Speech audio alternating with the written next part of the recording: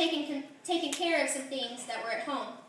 They hadn't taken care of some things that were at home in their house. We have to ask ourselves, what's at home in my house? What have I not taken care of? If Jesus walked in here right now and he said, drop everything that you have at home, drop everything and come and follow me, how many of us would really be able to just drop it all and follow him?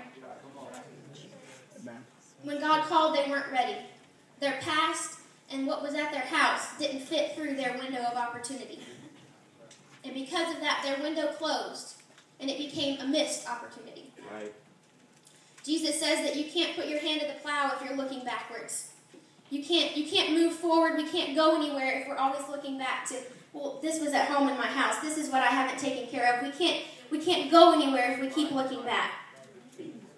The rich young ruler had a different problem. He couldn't give up his riches. He couldn't give up what he'd made for himself in the flesh, what he'd made for himself on earth. Right. He had done everything right. He was the person that had it all together. We all know somebody that seems like they have it all together. He had done all the commandments. He'd kept everything from his youth up.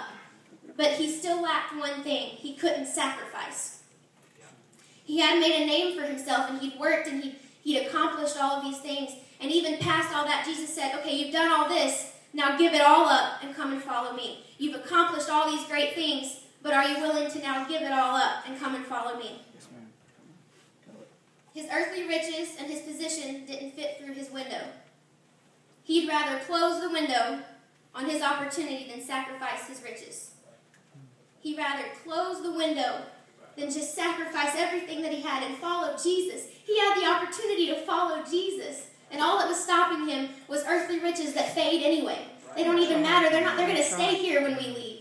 They don't even matter, and that was the only thing stopping him, and he couldn't give it up.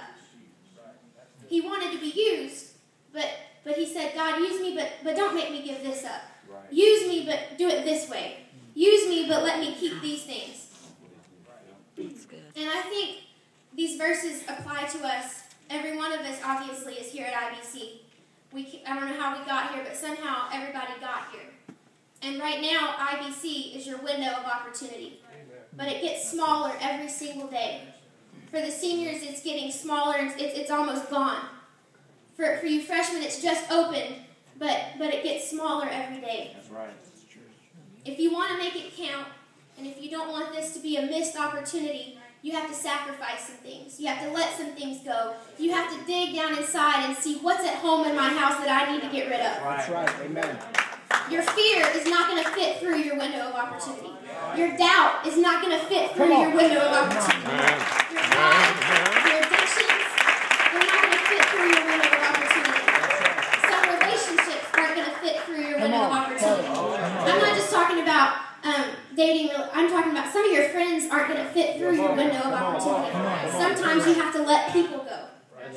Jealousy is not going to fit through the window. Bitterness is not going to fit through the window. Yes, ma'am. Rebellion is not going to fit through the window.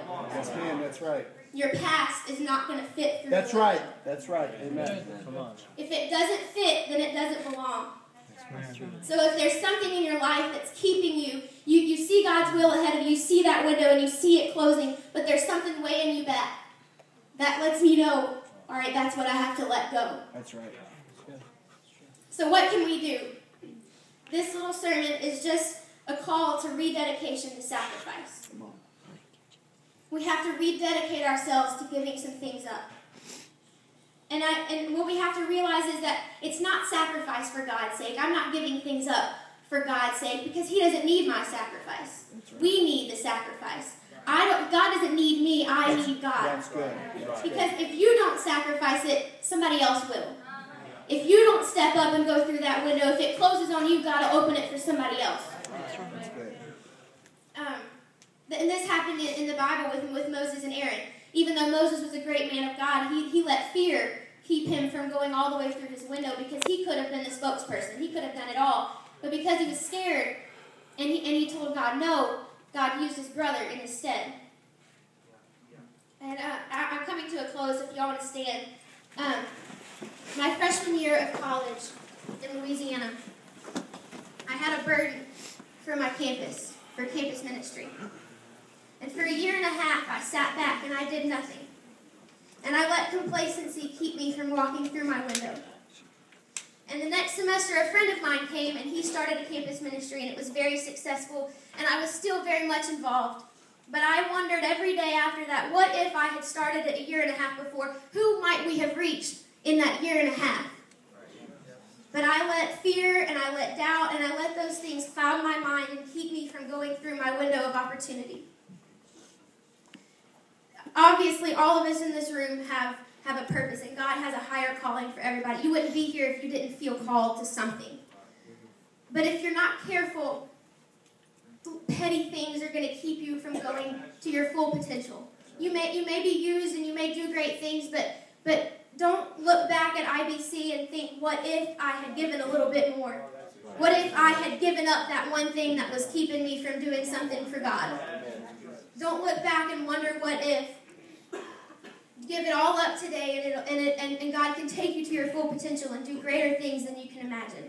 So if we could all raise our hands today, and just pray, think about those things that are in your house right now that are blocking you from God's will, and think about all those things that are keeping you from God. And I want you to rededicate yourself to sacrifice right now. If you'd raise your hands, and I don't know what it is for you that you need to give up, but everybody has to give up something to go through a window of opportunity. Hallelujah. Hallelujah, Lord Jesus. Lord, help us, Jesus. Help us, Jesus. Help us, Jesus. Oh, God.